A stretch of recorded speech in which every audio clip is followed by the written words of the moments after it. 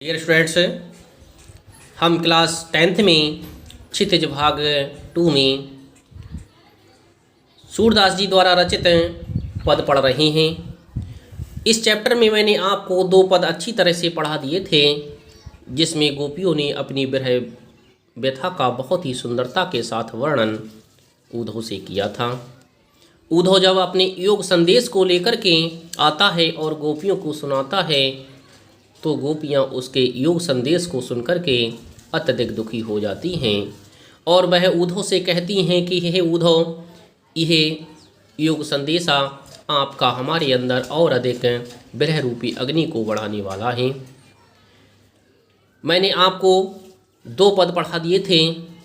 तीसरा पद है, हमारे हरिहारन की लकरे मन क्रम वचन नंद नंदन और यह दृढ़ कर पकड़े, जागत सोवत स्वप्न दिवस निस कान कहन जकरे, सुनत जोग लागत है ऐसो ज्यों करोई ककुरे, सूतो व्याधि हमको लय आए देखी सुनी न करे, यह तो सूरत नहीं लय सौपो जिनके मन चकरे। सूरदास जी कहते हैं कि गोपियाँ अपनी विरह वेदना को वर्णित करते हुए श्री कृष्ण से कहती हैं कि श्री कृष्ण को संदेशा देने का प्रयास कर रही हैं। कह तो उद्धव से रही हैं, परंतु वह श्री कृष्ण तक अपने संदेश को पहुंचाने का प्रयास कर रही हैं। गोपियाँ उद्धव से कहती हैं कि हम निरंतर श्री कृष्ण के ध्यान में उसी प्रकार निमग्न रहते हैं जिस तरह से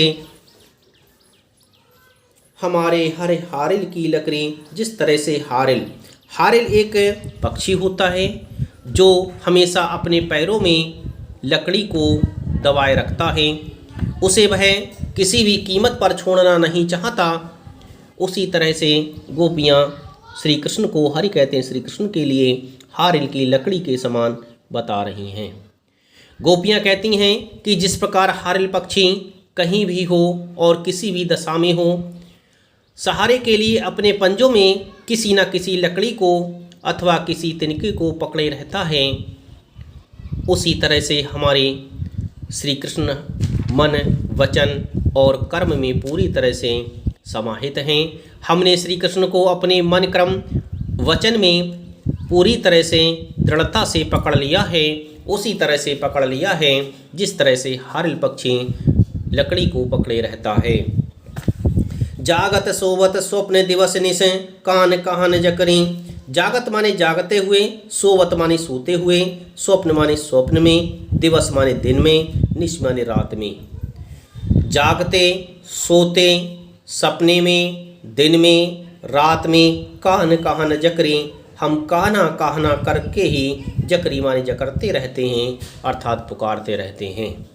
हम श्री कृष्ण का नाम लगातार लेते रहते हैं। हम श्री कृष्ण को कान्हा कह करके पुकारते रहते हैं, चाहे हम जाग रहे हों या सो रहे हों या स्वप्न में हों, दिन हो या रात हो, हम कान्हा कह करके हमेशा उन्हें पुकारते रहते हैं। सुनत जोग लागत है ऐसो ज्यों करई ककरे, गोपियाँ उद्धव से कहती हैं कि हे उद्धव, परंतु तुम्हारे इस जोग संदेशे को सुनकर के तो ऐसा लग रहा था कि जैसे हमारी विरह वेदना और अधिक बढ़ रही है।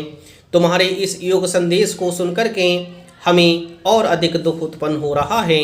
तुम्हारा यह योग संदेश ऐसा लग रहा है जैसे मानो करुई ककुरी कोई कड़ुई ककड़ी होती है। जिस तरह से कोई व्यक्ति यदि कड़ुई ककड़ी को खाता है तो वह उसके लिए निगलने का प्रयास करता है, उसे बाहर निकालता है, वह निगल नहीं पाता है। उसी तरह से आपका यह जो संदेश हमारे लिए परेशान कर रहा है। सूतो व्याधि हमको लय आए देख सुनी न करें, उद्धव से गोपियाँ कह रही हैं कि हे उद्धव, व्याधि कहते हैं रोग के लिए। आप एक ऐसा रोग लेकर के हमारे पास चले आए हैं जिसे हमने ना तो कभी देखा था और ना ही कभी सुना था। यह योग साधना, योग संदेशा एक ऐसा रोग है जिसके बारे में हमने ना तो कभी विचार किया था, ना ही कभी सोचा था और ना ही कभी इसे हमने देखा था। ये हमारे लिए एक रोग के समान है जो हमारे लिए लगातार दुख उत्पन्न कर रहा है। ये तो सूरत नहीं लय सौंपो जिनके मन चक्री। सूरदास जी कहते हैं कि गोपियाँ कह रही हैं कि हे उद्धव, यह जोग संदेशा, यह रोग उन्हें ही जा कर के सुनाइए। तिन्हीं लय सौंपो, तिन्हीं माने उनके लिए ही, लय माने ले जा कर के, सौंपो माने सौंप दीजिए, उन्हें ही ले जा कर के दे दीजिए जिनके मन चक्री, जिनका मन चक्री के समान लगा रहता है, जिनका मन हमेशा चक्र काटता रहता है, उसी के पास ले जा कर के इस योग संदेश के लिए सुनाइए। हमारा तो हृदय पूरी तरह से श्री कृष्ण में दृढ़ हो चुका है। हमारा हृदय हमेशा श्री कृष्ण को ही पुकारता है। हम श्री कृष्ण के अतिरिक्त अन्य किसी का ध्यान नहीं कर सकते, अन्य किसी के संदेश को नहीं सुन सकते। इसलिए यह हमारे लिए एक रोग के समान परेशान कर रहा है। यह रोग उसे जा कर के दीजिए, यह योग संदेशा उसे जा कर के दीजिए जिसका मन चक्री के समान चलता रहता है, जिसका मन चंचल है, वही आपके इस योग संदेश को प्राप्त करेगा। हमारा तो मन पूरी तरह से श्री कृष्ण की भक्ति में दृढ़ हो चुका है। इस तरह से गोपियाँ उद्धव को समझाते हुए कह रही थीं, उद्धव को अपनी विरह वेदना को बताते हुए कह रही थीं, उद्धव से अपने श्री कृष्ण के प्रति अटूट प्रेम के लिए व्यक्त कर रही थीं।